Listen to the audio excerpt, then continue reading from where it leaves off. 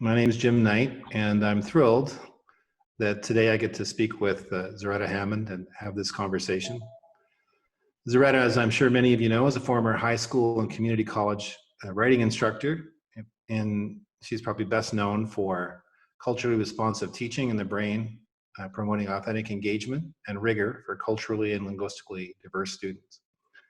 Her life's passion is what she refers to as the intersectionality of equity, literacy, and culturally responsive teaching. She works with teams and schools to design engaging, hands-on professional learning experiences, as well as deliver fun and informative professional development. She's created online learning opportunities for educators around two important equity-focused topics: culturally responsive teaching and reading development. From my perspective, I think her real contribution is that she's got educators everywhere talking about culturally responsive teaching and equity. And because of her book and her professional development, educators are now seeing and doing things they weren't seeing and doing before. And those changes in schools bring hope to educators and, more importantly, to students. I talked to Zaretta's editor, Dan Alpert, who's also my editor, just a couple days ago. And I asked him about Zaretta for this introduction. And he told me that although Zaretta is incredibly successful, he said personal success is the least of her concerns. She is, he told me, incredibly mission-driven and a force of nature. So I'm really looking forward to having this conversation today with Zaretta Hammond, who is doing really great work for children pretty much everywhere. So welcome, Zaretta. I'm excited to have our conversation. Thank you for having me. It's always good to talk to you. I love it. I feel I'm the winner here on this one. I'm grateful for the chance. So I think it's really fun. So I've been starting off with this kind of a funny question. What's something that people don't know about you, just to kind of break the ice? So is there something you've got to share? I think that people would be surprised at how much I am a Marvel superhero fan.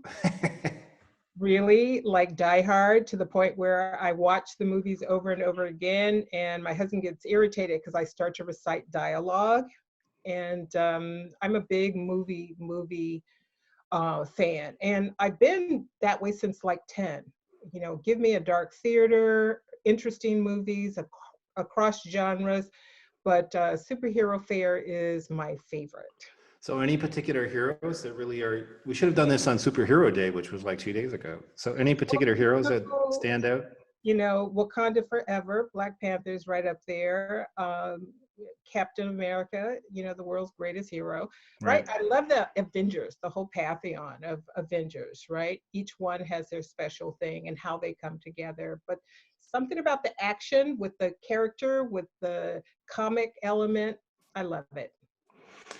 You know, Ta-Nehisi Coates was one of our keynoters at the Teaching Learning Coaching Conference last year. And I think you can see when you read his novel, you can see that how his writing Black Panther and other comics has shaped the way in which he constructs the plot. I mean, there's something about how that, you wouldn't see it unless you read both worlds, but it struck me as interesting. Absolutely. Well, I'm obsessed with the hero's journey, right? I was an English major, and you see it permeating in movies all the time, right? At the Lord of the Rings trilogy, I'm a huge fan of. So yeah, anytime I can kind of do that escapism, but also a little analysis, that's always fun. Best of both worlds.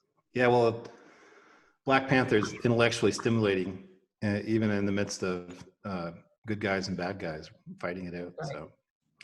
So tell me a bit about, just to get started, how your experiences in school inspired you to write culturally responsive teaching. You start the book off by talking about going to school in San Francisco. Yeah, I grew up in San Francisco, born and raised here. My grandparents came out to San Francisco in 1940. That last wave of Black migration out of the Deep South to the North. And very interesting that my grandparents were able to buy a house in a largely white and Asian community in the Richmond district of San Francisco, not far from Ocean Beach. And so the neighborhood school was predominantly white and Asian. And my mother was a teen parent. We lived across town in the projects. she decided to use my grandparents, her parents' address to send us to school. So she put us on the public transportation, 2 hours to school, 2 hours back home by ourselves because mom had to go to work. Now, what was interesting is I didn't have language for it, but I started to see that what my peers on the playground back home were getting was very different than what I was getting. What I was experiencing in terms of narratives about who I was as a person of color, as a woman of color, or a girl of color at that time, I really didn't have language for it, but I knew there was something that was inequitable, and it just set me on a path. So, the kind of the rest is history, because I started to see how reading development was really a key piece. I looked at kind of the neuroscience, and the more I started to understand how I get my students to level up their learning, the more I was making the connection to my own experience and drawing from that experience. So it really shaped me in a lot of ways, a lot of significant ways. I don't believe any child should have to take a bus 2 hours to school to get a decent education. Every neighborhood school, regardless of its racial composition, should be high quality. But we know there are a lot of ways inequity shows up in our education system across the country. So that really shaped me in some ways that, looking back on it, may felt negative, but out of that came an inquiry and a mission. As Dan said, he's absolutely right, very mission driven around making sure that all children have access to high quality education and become empowered learners. Because you experienced it in terms of having high quality education. And then when the high school students came into your school years later, you're able to look at them and say, they haven't had the same experience as me, and that's not fair. And Yeah, so absolutely. So moving on to the next question. So you're not the person to, and you're very clear that you didn't coin the phrase culturally responsive teaching, but you certainly popularized the phrase so that it's become a way people are starting to understand that education can do what you want. It can be more equitable. And when we talked last time, you told me that engagement comes when we're doing complex cognitive work that's fun. So tell me a bit about how we do that. How do we create challenging and fun learning experiences? And then I have a second question I should probably save, but now I got to go with it. Do you have any thoughts about how we can do that at this time during remote Yeah. learning? Yeah, I do. And let me take the first part of that question, Right. because I think there are a couple of things, and I want to just kind of clarify. I don't think I'm making culturally responsive teaching popular, right? Mm-hmm. Dr. Gloria Ladson-Billings, Asa Hilliard, there are a lot of other scholars of color from indigenous communities, Hispanic communities, even Asian communities, where there is diversity in that Asian community. There's not a monolith. There's not a minority that is always achieving. There's diversity in every group. But what we know is there have been people who have talked about what are the conditions that actually help students thrive. And we know what those are. And they're not just talking about implicit bias, but coupling that with really powerful instruction. So I think I'm just trying to curate what is out there so people can see. We're not making new things up. So that's an important piece. But the piece I do think I have tried to lift up to higher relief is the instructional piece. That we really have to help students feel like they're empowered. And that doesn't just mean academic mindset, or a lot of people think about growth mindset or grit.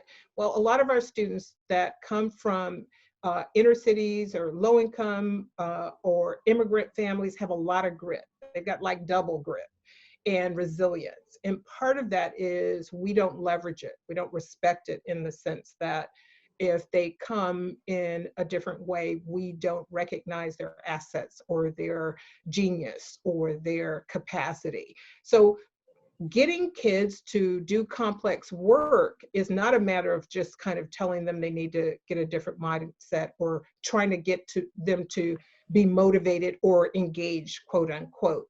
A lot of times people talk about culturally responsive teaching as an engagement strategy. Well, it's so much more than that. And it is not just a thing.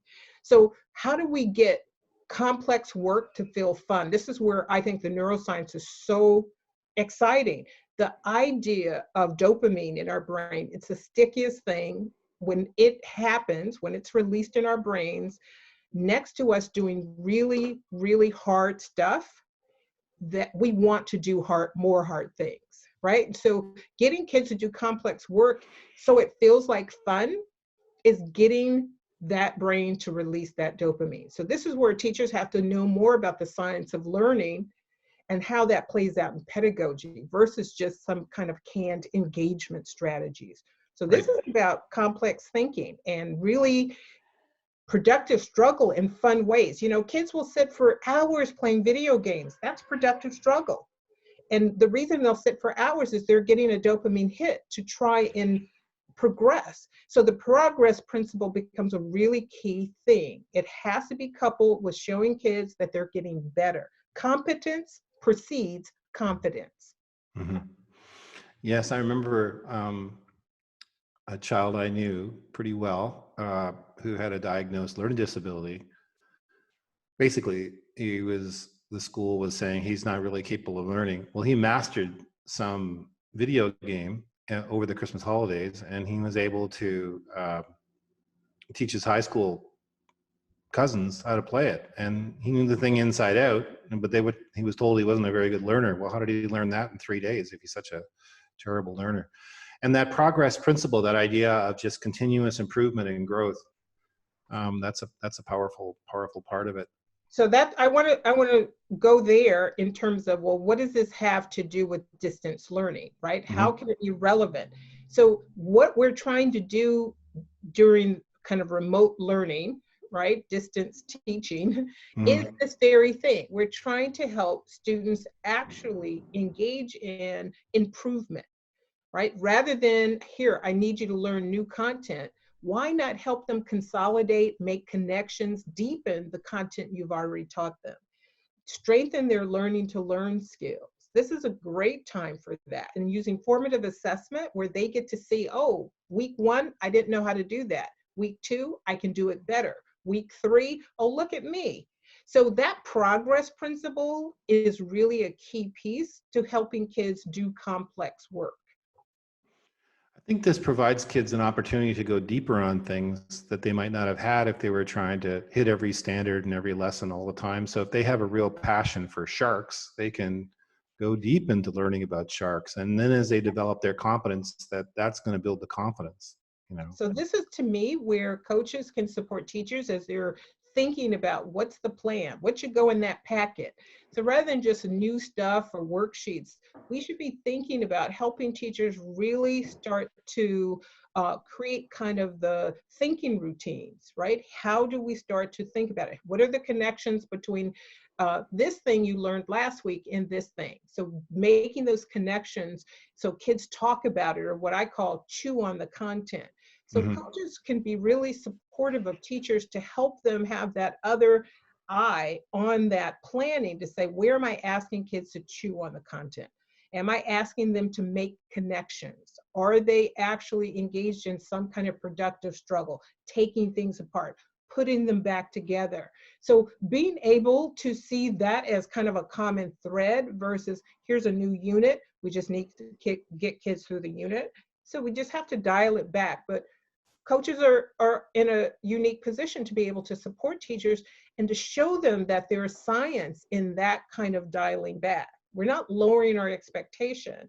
What we're doing is focusing on the small but high leverage learning practices that will actually help deepen students' learning. Mm-hmm.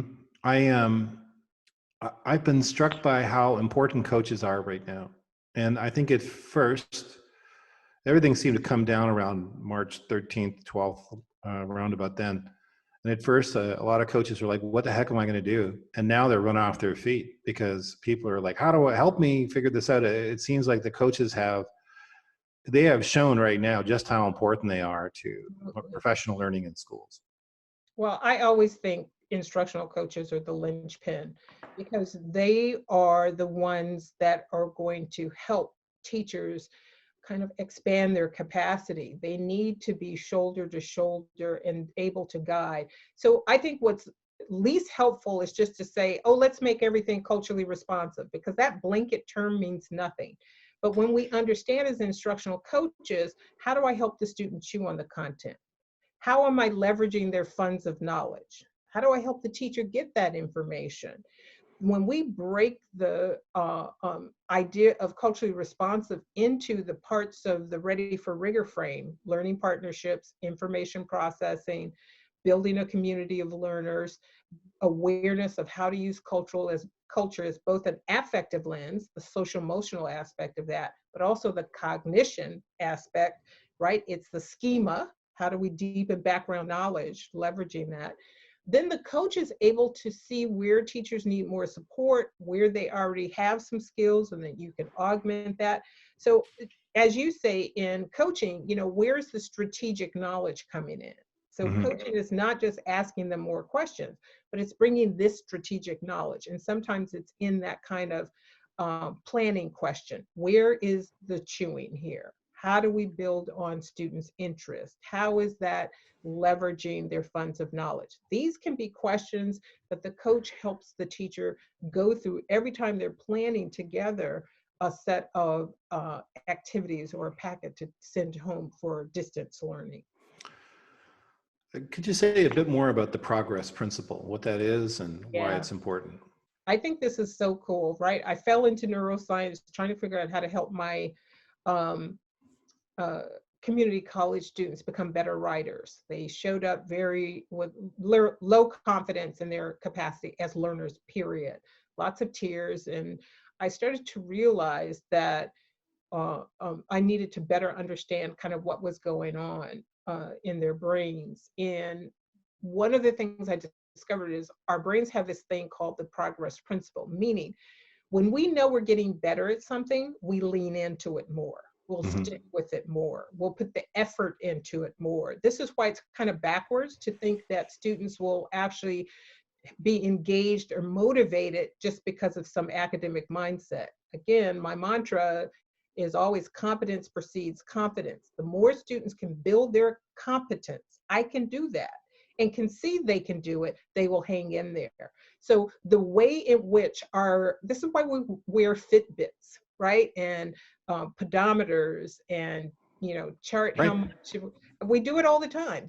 Because we know the more the brain knows, hey, look, this is hard, but you're still making progress. Even if it's a little progress, you get a dopamine hit. And that dopamine is that sticky, yummy stuff the brain loves. And it says, whatever you were doing to get that dopamine hit, let's do it again. So now you want to do the hard stuff.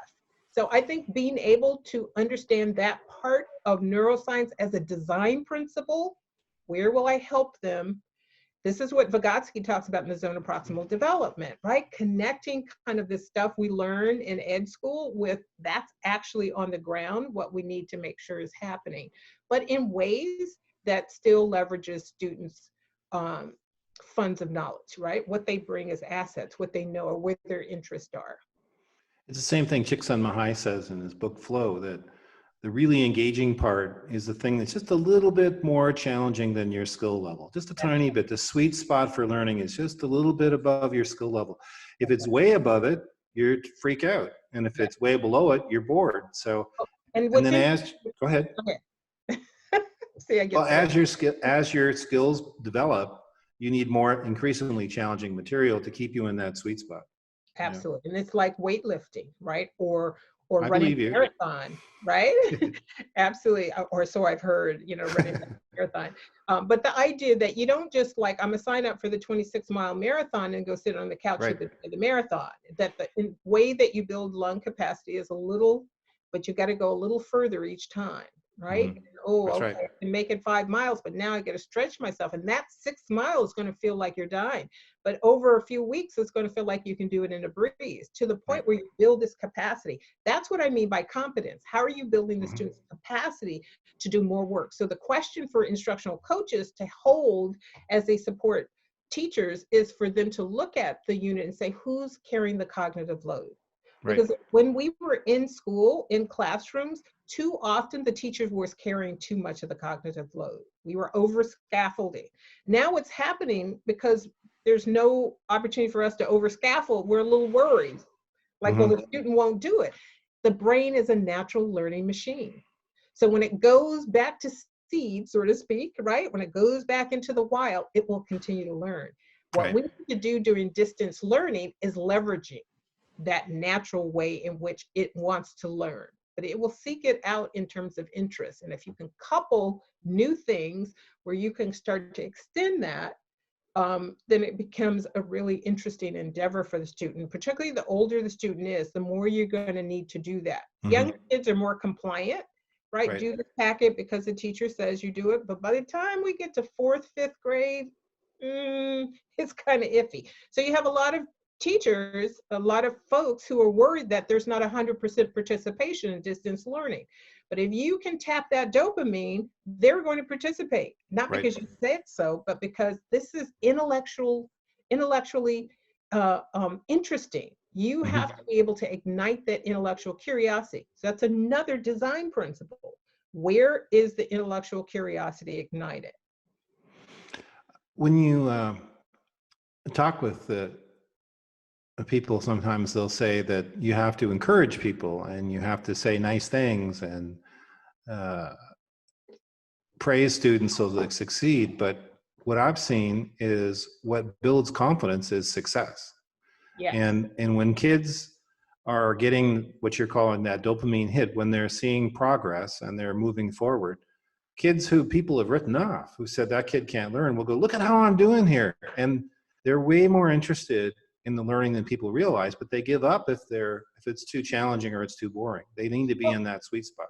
They do. And here's the other thing. When you get in a sweet spot in that productive struggle, if I've been told I'm not a good learner, or kids that look like you don't learn, this is that the implicit bias or the dominant narratives around who's a good learner, who isn't, that have to get challenged. And so when kids have gotten these messages, they have a tendency to say, why put in the effort?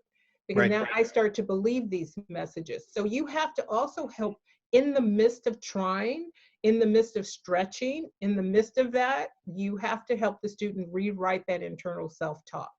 And there are a variety of interesting ways to do that. And they're kids.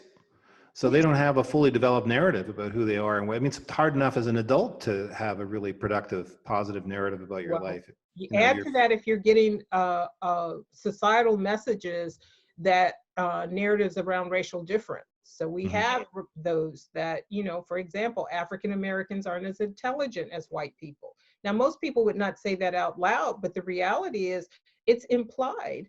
And that is a narrative that's floating around that gets acted upon, even if it's not vocalized. Now, kids start to push back on some of those narratives, then they get in trouble, or the ways that they show up learning or having genius are not recognized.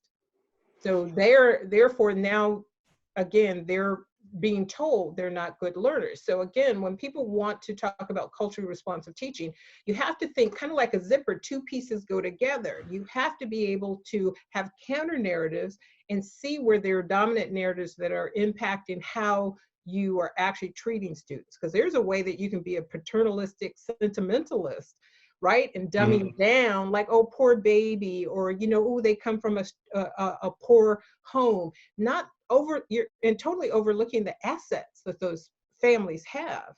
And that is just as damaging as a microaggression or a deficit orientation as somebody who's using the N-word or some other kind of more forceful negative narratives about certain groups of people.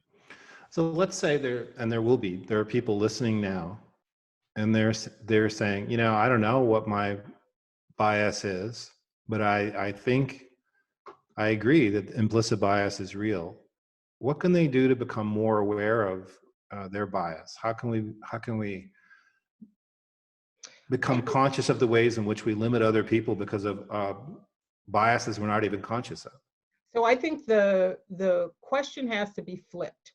One of the ways that keeps us stuck around issues of implicit bias is we keep thinking it's an individual failing. Oh, I need to see my biases. Just even the way you stated that, right?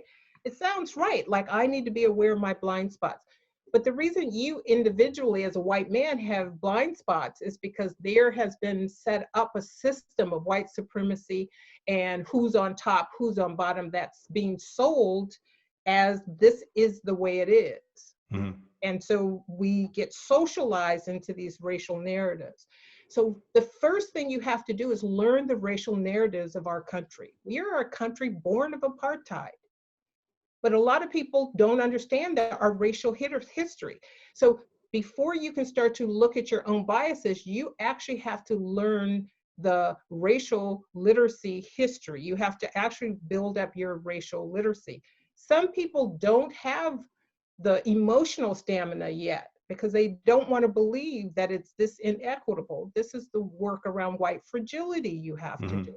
Because you can't even look at those. You can't stand in the full light of day to look at your own if you haven't understood how this country has been shaped, right? And there are a lot of people who want to do right by children who don't know the racial history of this country. For indigenous community folk, for enslaved Africans and their descendants, for Hispanic and Latin folks who have been here before. Folks were here before other folks were, but if you actually ask teachers about the racial history of the United States, many can't tell you all the ins and outs of it. So that's your first order of business. Once you understand that and understand structural racialization, now you're able to triangulate and say, what narratives did I grow up hearing? What did I accept as, oh, that's the way it is, right? So you have to actually do that work in relationship to this understanding of kind of the social, political context of America. So I've got a couple questions. These are kind of goofy questions. You can just say skip if they don't make sense. But the first part I think makes sense. The second part's the goofy part. But people want to feel like they're doing good. They want to feel like they're good people. That's why we have defense mechanisms that keep us from seeing things clearly. Because if you really could see your life in all its nakedness in terms of your intent and all the things you do wrong, it'd be hard to really look at it if you really saw life the way it is. So part of the mix here in terms of implicit bias, I'm thinking, is just the fact people, they don't want to believe they're not good people. And so that makes it hard. Go ahead.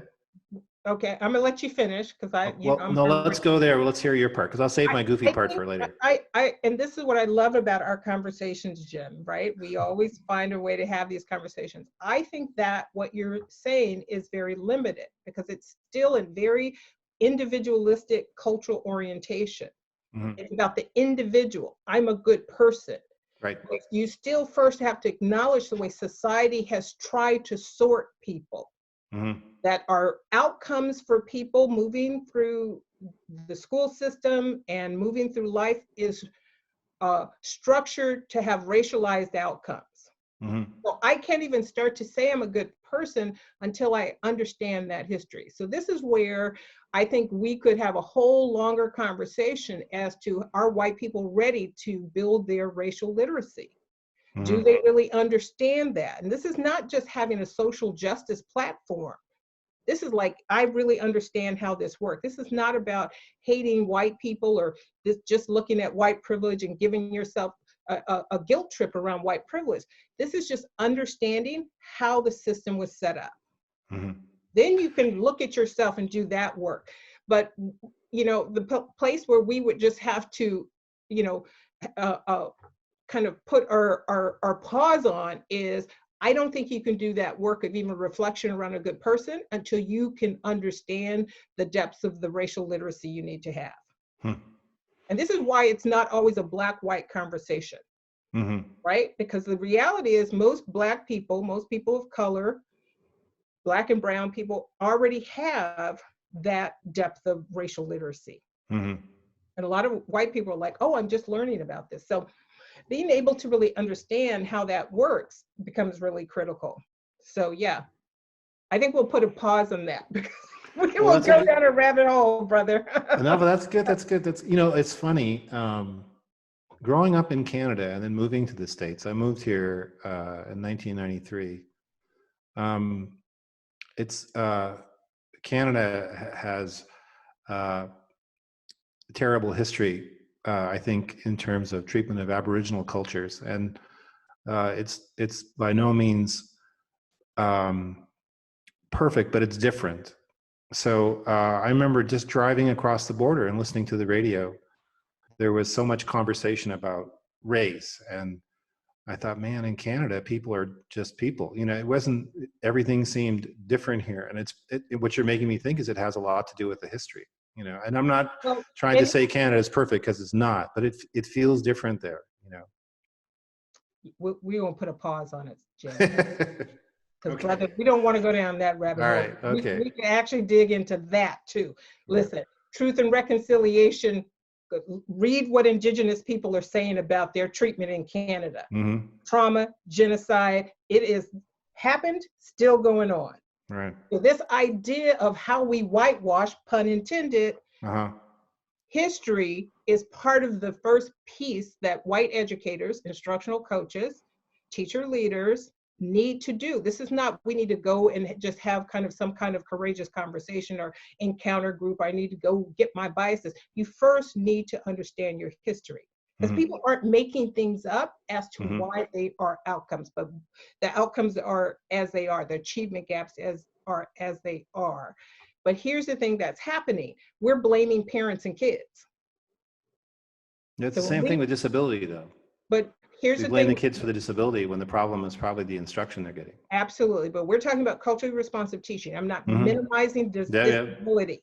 But what I'm saying is we continue to racialize. Let's look at the coronavirus. Mm-hmm. The majority of people who are dying are people of color. Why? Mm-hmm. Because chronic racism erodes your immune system. Mm-hmm. So the social emotional piece of that leads to a chronic assault of stress on your system. So again, I think in the degree to which people start to understand what weathering is, it's an actual term in medicine of the impact of racism on the physical health, not just the mental health, but literally the physical health of the body. So this is why we see larger uh, uh, numbers of disease and disorder in communities of color, versus the narrative that says those people just don't take care of themselves. Right. Right. Those people, you know, engage in too much drinking and drug abuse. These are the narratives. Right. They should. It's, yeah. They're just not trying hard enough. That's what we hear. And so what I want to do is to help people understand, yes, we have narratives around disability, but our most pressing and most invisible narratives are the narratives of racial difference, and they show up first in schools. And we see the research is really clear who gets the challenging work, who doesn't get the challenging work. So now when we're talking about distance learning, we have to be looking at, are we actually allowing students to get ready for rigor? So it's not just giving them more rigor. You don't want to throw them in the deep end. Right. What you want to do is get them ready for rigor. That's why my framework is called Get Ready for Rigor. You know, that's why my Twitter handle is Ready for Rigor, because we forget the student is a unit of change. The reason I think instructional coaches are the linchpin is because I think they can help the teacher keep the student at the center during planning, during professional learning, when they're looking in the classroom. If we stop peddling strategies and actually help teachers become the personal trainers of students' cognitive development, we will see a shift. And when we understand the way that inequity was hardwired into our system was to underdevelop the cognitive capacity of students. This is why we had illiteracy laws. Those laws weren't against Black and brown people and indigenous people. Those laws were designed for white people. You will topple the system that is built on white supremacy if you teach those people to read. You will lose your privilege around whiteness. Whiteness became currency. Read The Color of Law. That's in, documented. And you will lose your land. You will lose your liberty. We will put you in jail. So we maintain that by underdeveloping, because we know reading changes the brain. That's why those two things for me are always important. So here's the thing I want to connect to what we're doing right now. For teachers who want to be responsive to students, I want to just say, let go of the term culturally responsive. Coaches, help teachers understand that you are actually working on one of those 4 quadrants and helping students to build their capacity, reading development, building background knowledge. So one of the things I see is a lot of stories, right? Let's put a pause on the stories and do more nonfiction, right? The Common Core, whether a state is following that or not, suggested we needed to shift the amount of fiction and include more nonfiction. Why? Because nonfiction builds schema. It builds background knowledge. The more background knowledge you have, the more your reading comprehension goes up. The more your word knowledge goes up. Word wealth is the other thing. How do you start to help the student do robust word study? You don't need technology for any of those. You can send that packet home and say in 2 weeks. One of the things I would love to see, Jim, is if teachers were able, with the support of their coaches, to put these inquiry boxes together where there's some word wealth, the building background knowledge around some interests that students, they've kind of curated for students. And every 2 weeks they get an interesting box that would keep them busy, so they're chewing, they're learning new content, they're making connections. I love the thinking routines that Ron Rickhart put out in Making Thinking Visible. I used to think, but now I think, right? Parts, purpose, complexities as ways and lenses for students to start to internalize. That's what we could do. And none of that requires the internet. Right. So let's talk about our current situation. And we have been talking, well, I didn't ask you my goofy question, so I better give you my goofy question. So my goofy question is, I used to play hockey in Canada. I was never really good, but I loved it. And so when I was a graduate student at the University of Toronto, I used to get together with this group of people who play hockey. And we played together, and what would happen is you'd put your sticks in the middle of the ice, and then you'd throw the sticks, and we didn't know whose it was. They would all go to one side or the other side, and then that was your team. Wherever your stick went, that's the team you played with that week. And every week it was different, and it was always kind of easygoing and fun. And then the guy who organized it bought us all sweaters, and we had 2 different colored sweaters. And once we started to wear the sweaters, we really didn't like those other people who had the different colored sweaters, to the point where we stopped playing. The thing ended just by that little change. And you'll see it, I'll see it in like comments on sports things, hostile, hateful things people say just because they like that team versus this team, you know, and that team has got the player that was on their team 2 years ago. It's just the color of their shirt. So does that have any kind of, does that inform our understanding of what's happening now in any way? What do you think? I don't think so. I don't think so. Like I said, we could go down that road. Like, we won't keep it tame for the Facebook. Right. But literally, this is why I so enjoy talking with you, because we have these lively conversations. And the complexities of that, which you just highlighted, you can't strip away the racial dynamic in this country and how we've tried to normalize this. You don't buy, sell, and breed people for hundreds of years. We didn't do that like, oh, you know, we did try that for 10 years and that was a bad idea. We did this generation after generation after generation for 400 years. So this is more than sweaters and teams. Right. But it is hardwired into our American way, our Canadian way, our Australian way. Right. This is called colonization. This is called apartheid. This is why I'm saying this is a bigger conversation. And what we don't want to do is trivialize it or oversimplify it. It has historical dimensions that have levels of irrationality. You don't buy, sell, and breed people and not recognize that this is more than a little odd. But Well, we that's did great. it. We've done it around the world. And again, there has to be some healing, emotional healing, spiritual healing. And until particularly white Americans, white Canadians, white people around the world take the lead in understanding that and not just trying to push it away, don't blame me, we won't see truth and reconciliation. America's decided not to do that. South Africa started that. That is the beginning of healing, spiritual healing around the deep racial divides that were created and continue. Here's the thing I want to say, given what you're talking about.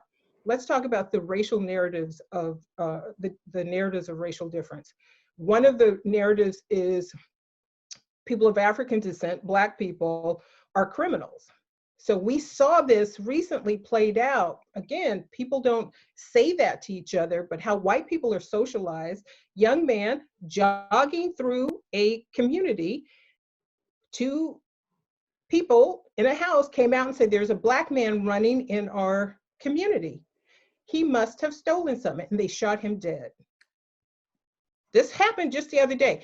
The week before, a doctor getting PPE, loaded in a truck, getting ready to take it to a community clinic. He had a mask on his face as was required. He was an African-American man in front of his house. Stuff had been in his garage. Police car rolls by, and the videotape is online. Rolls by, sees a Black man with a mask on his face, and he immediately gets out, puts the Black man in handcuffs, and assumes he's stealing. Why? Because these are dominant narratives. Brian Stevenson talks about 3 of those. So what I want us to be able to do is to be a little more nuanced. This is not just about, oh, I need to get rid of my biases. Oh, we just, it's about teams. We have some deep stuff happening. So we don't want to oversimplify it. There are connections to the teamness or the tribalness and nativeness that we see happening in our country, but a lot of it is still rooted in racism. So what does an instructional coach do then? About that? Yeah, I mean, if I'm an instructional coach, what are my next steps? What are the things I need to do to? That is a hard pivot, brother. I'm not saying give me a cheat sheet. I know you don't like cheat sheets, but I'm just simply saying, going from talking about implicit bias to saying, what does an instructional coach do? Because an instructional coach has to work in the sphere of influence. And that sphere of influence is with the teacher and the student, right? This is Richard Elmore talks about the instructional core. That's where our work is. So there are larger things that we're concerned about, racism, implicit bias, and those things that we may not change. Here's the thing that I would say. We can help teachers create counter narratives. So if you hear teachers saying those sorts of things, you can have that counter narrative and help that teacher actually see a new way, a reframe. I think the other thing is when we understand the power of literacy and reading and writing development to change the brain, so the brain can carry more of that cognitive load, that is a social justice and agenda. I need to make sure every child is reading and writing at the high level, not by, effort and I just need to push them to do it, but by engaging their natural curiosity to be readers and writers and thinkers. How do we leverage that? I really think that is where instructional coaches have a lot of power to advance equity agendas. And the more your sphere of influence expands, Steve Covey talks about this in the 7 Habits of Highly Effective People. He says, then you can influence those areas you're concerned about. So we can't take on implicit bias head on as coaches, right? Because here's why. It will trigger the amygdala. You can't get a group of teachers in the room. It's like, now we're going to talk about white privilege. Well, that's the quickest way to shut something down, right? Instead, let's say, who's carrying the cognitive load? And if we are going to say it's not because the student doesn't want to try, let's just close that door. What other things could we be thinking about doing if we want to help the student change that? So the instructional coach can help teachers reframe rather than just blame. And I think that's why I think they're the linchpin, because they are the personal trainer and capacity builder for those teachers. Listen, Serena Williams, the GOAT of all time, has a coach. Now, what is the coach teaching Serena? He is a pair of eyes in places she can't see, and he's giving her corrective feedback. Your elbow's dropping here. Why don't you try this? So she gets muscle memory. She tries it and takes her through kind of the iteration and prototyping and knowing it's going to be failure, but they learn from the errors. Errors are information. If coaches can help teachers see that we're going to prototype this. Yeah, the first time, maybe it wasn't great, but what can we learn from that? That's what I love about the impact cycle. When you bring strategic knowledge around using culturally responsive practice as a turbocharger in a discipline, it is not a discipline. It is a turbocharger for literacy. It's a turbocharger for science. It's a turbocharger for history and social studies. But if you don't understand how to apply the turbocharge, you won't get juice out of culturally responsive teaching. Yeah. Well, yeah, we could spend a lot of time on that one too. I think, so I've got I want to just ask you, is there anything else you'd like to say about this particular time where we're experiencing COVID-19 quarantine?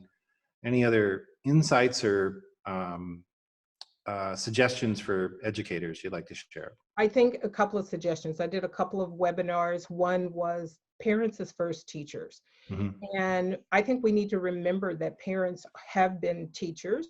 They taught their children, they socialized them. They may not know pedagogy, but if you've potty trained a human being, you know some pedagogy, mm-hmm. right? So we have to be in partnership with parents in a different way. And this situation is going to reveal how strong your partnership is. So maybe you can't build a whole new relationship, but you can start to build trust. Ask the parent how they are. Being able to kind of, that social emotional piece becomes so important in terms of building trust so that you have that relationship. But also give the parent that position to help students to build their and maintain their literacy skills, right? So we're not trying to do new things, but we're trying to just deepen what's there. So have parents, play games, learning games with them, or word games. Taboo is a word game. Ellen DeGeneres has the heads up game, right? All these in which there's word play. That's a really key thing. So small but high leverage learning practices that are easily handed off to parents to do because they look like games, right? Hide the vegetables. You're not having to teach parents how to do complicated math. You're helping them play games with their kids that help reinforce and consolidate their learning so there's no learning loss. I think that's a key thing. Deepening background knowledge. This is a great time to encourage kids within the parameters of maybe a standard you're trying to teach to find their own interest and start making connections so that that background knowledge is deepened. There's so much we can do that does not require technology, doesn't require the parent to be, now become a certified teacher, but to go back to that natural role. Leveraging the funds of knowledge. There are things that parents are doing at home and that are very natural. For example, one of the activities I suggest is the evolution of slang. So kids can get their parents and their grandparents involved, like, okay, we call this groovy back in the day. This is what we call it, in the 70s. This is why do you think that evolved? Now let's look at the history of the word and how words evolved. Get kids curious. They don't have to hit a standard, but they can consolidate. I'll stop there because I could go on. That's okay. That's okay. Well, I think a big part of it too, based on reading your book, is the idea of a learning partnership, because partnership's central to what we do too. But to help people see that this is a learning partnership, it's not and that gets back to your cognitive load. I'm not responsible for making them do everything. I'm a partner in this learning process with them. That's right. Well, think of it this way. The personal trainer is not getting down there doing your push-ups. No, that's a good point. You to do them. I'm up to 2. I'm really trying to get push-ups down. I'm like, good for you. Well, 2 is a huge, getting to 1 was a big step, Now that's it's just, I'm doing. It's going to be 100 in no time. So I have a few questions that we had many questions submitted online, and I just want to touch on a few of them, and then I'd like to come back and ask a question about TLC. So this first question is, what should rigor look like in our current, and you've addressed many of these things along the way, so just whatever you want to add to it, but what should rigor look like in our current online schooling? How much is enough? Too much? Right now, we're working to support academics and social emotional learning while working with the challenges of learning at home, where we don't have 100% of the students participating. What should it look like in the event schools continue virtually in the fall? What shifts might happen to support all learners? That's a great question, because it takes us back to the top of our conversation, the beginning of it, where we talked about this idea of how are you igniting intellectual curiosity? So rigor shouldn't just be more. Rigor shouldn't be, it's so hard that the student just says, I'm not even going to try. You have to be able to say, how do I actually get the student where they are and kind of anchor them there and twist them just a little above their level, right? Mm-hmm. And so getting them to try something just a little more difficult, I think is really an important part. I think we need to dial it down. Less is definitely more when we're talking about distance learning, but the less is not, okay, we don't need to do any thinking. The less is small, high leverage things that are still getting to kids to do cognitive work.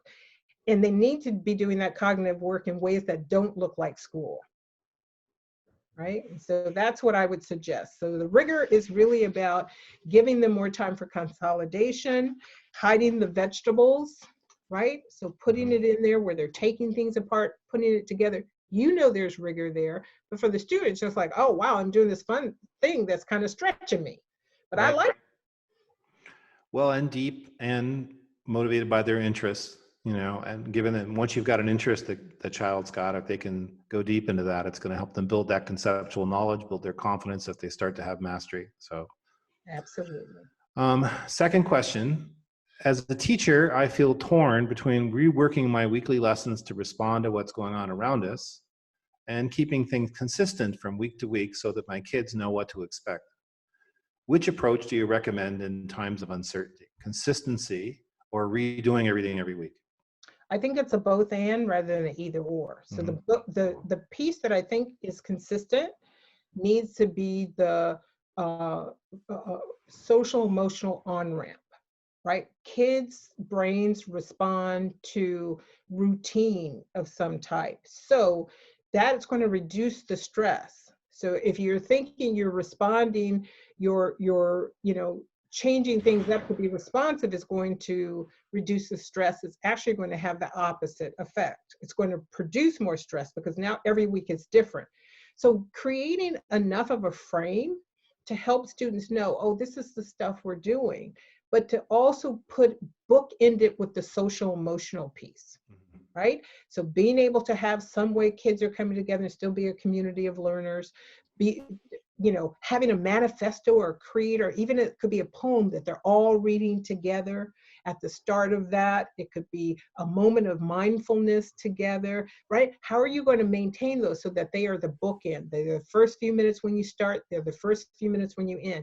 Let that be a level of consistency and routine.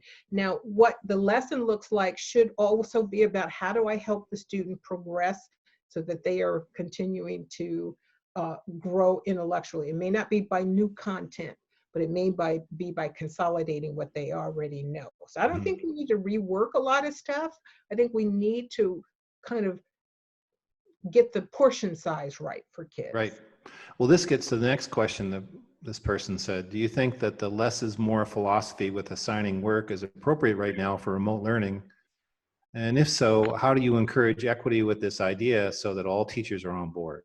Yeah, I think less is more. This is where the science of learning becomes important, because it's not just, hey, do less work. It's like the things we're going to choose are going to be the 3 most high leverage things we can do, that if we put this in the hands of parents and kids, learning will happen anyway. This is what Montessori does. And so one of the things I talked about in my recent webinar was everything's a remix. Where are we taking some of the philosophy of Montessori, which is you prepare the environment, then the child is always going to bump into learning. You don't have to oversee it all the time.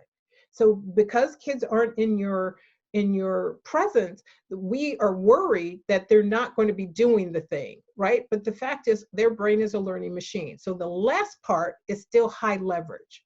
The less part should not be, oh, it's just hard work. It's no, how do we give them thinking routines? How do we give them inquiry where there are several pieces of it? This is project-based learning, right? Where they're having to put something together and then think about, be reflective about it.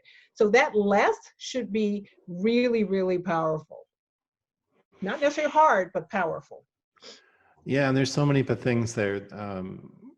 Nature journals and going deep into literature and just spending time reading. And there's Charlotte Mason is an old theorist who talks a lot about the things that Maria Montessori talks about too. And it's really influenced our way of thinking about what it looks like when you have a one-to-one conversation. Translating that into a larger group is tougher though. Yeah, and here's the thing I would say is those principles are applicable no matter what the community, no matter what the household, because there's a way in which we want to think, oh, well, parents can't do that because they don't. No, Maria Montessori actually started that approach to accelerate the learning for poor children that were marginalized.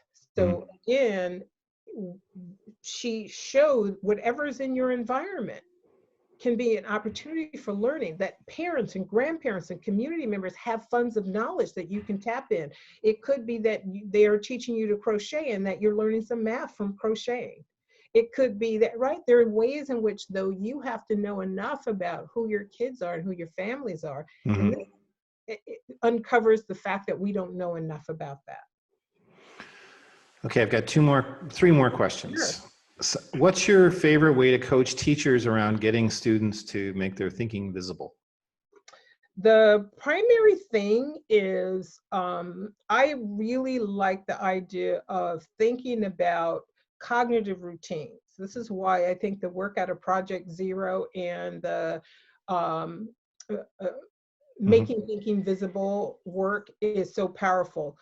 But I have seen it misapplied. I've seen the thinking routines used as strategies for teachers rather than tools given to the student, so that the teacher is coaching the student to internalize them. So the one that I like a lot is purpose, parts, and complexities. So a student can take apart a computer and say, what are the parts? Well, what's the purpose? What are the complexities? How do they go from whole to part to whole? How did this evolve? How did we? So there's so much richness there, right? And so the degree to which we now help the students see that when you look at anything, always ask, what's the purpose? What are the parts? What are the complexities?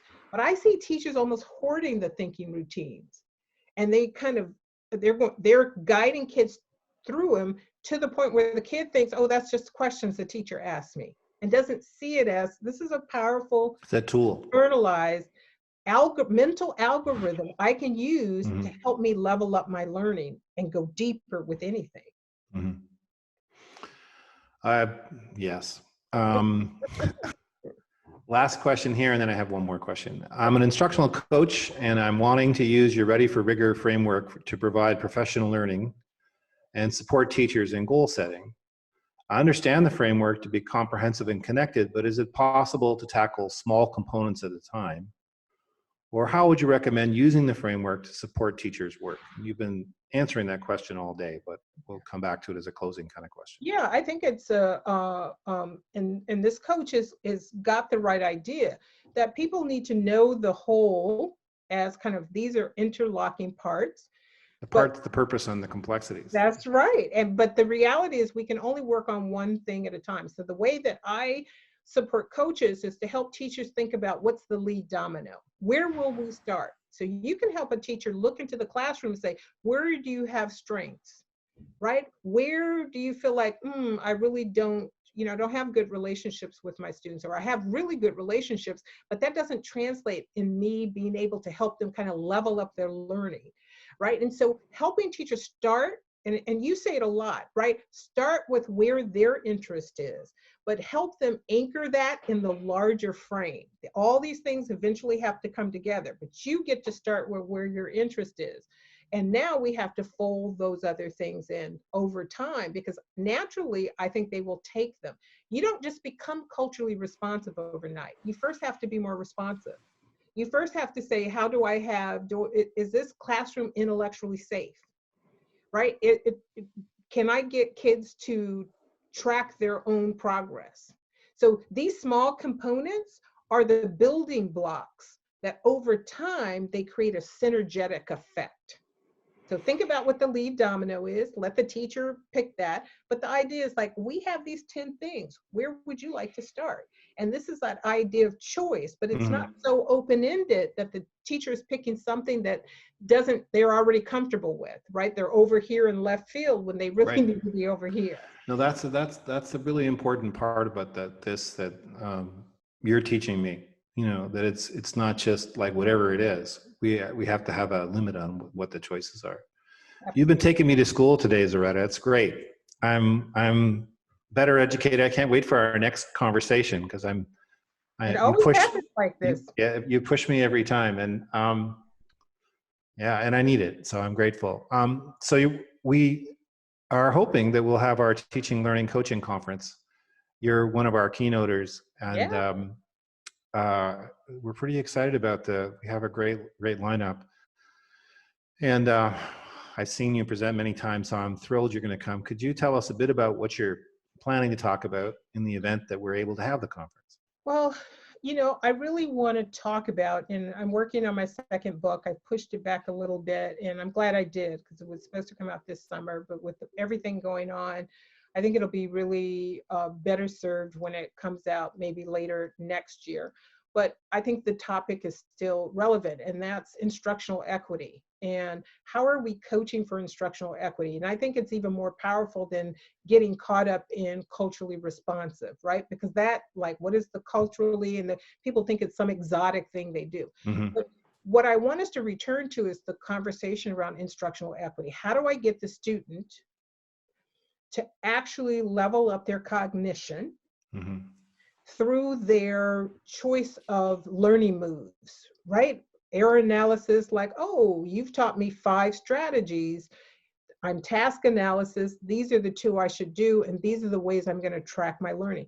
Just that little piece, there's a lot of coaching. We could do that an academic year with a teacher to help the teacher really figure out. That's how I got my writing students to improve their writing, because only the learner learns. So I'm really excited to help people kind of keep the student as the center of change, but to actually, like a personal trainer, I got to get you to get more healthy habits. I've got to get you to get good form when you're doing those push-ups.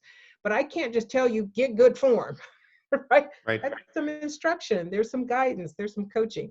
So I want to apply this idea to how we help teachers help students to carry more of the cognitive load in classrooms, and not just do this kind of everything is culturally responsive, right? Culturally responsive practice is real, but you actually have to know what it is, and it's not just because you're using the words over and over again. Well, and I think you need a coach to make it happen. You do. I really think you do. I really think you do. I think you need a collaborative community. You need either lesson study or action research, but more importantly, you need a guide. And the instructional coach is that linchpin. The instructional coach can help you see what you don't see. But here's the thing, and this is what I want to talk about at TLC, is that means that coach has to level up their knowledge. Right? You're not going to go to a personal trainer who's going to, injure you every time you go, and now you've got a bum knee and a bad back. You actually have someone that helps you progress because they know their stuff. So capacity building among coaches, that's like the next piece of this work for me. I'm very passionate about that. Yeah, we say they have to be experts with expertise, but they don't act like experts. They show up like partners. Yeah, absolutely. Zaretta, every conversation I have with you, I'm a slightly better person thanks to what you do, what you put me through. So I always enjoy it. I always enjoy it.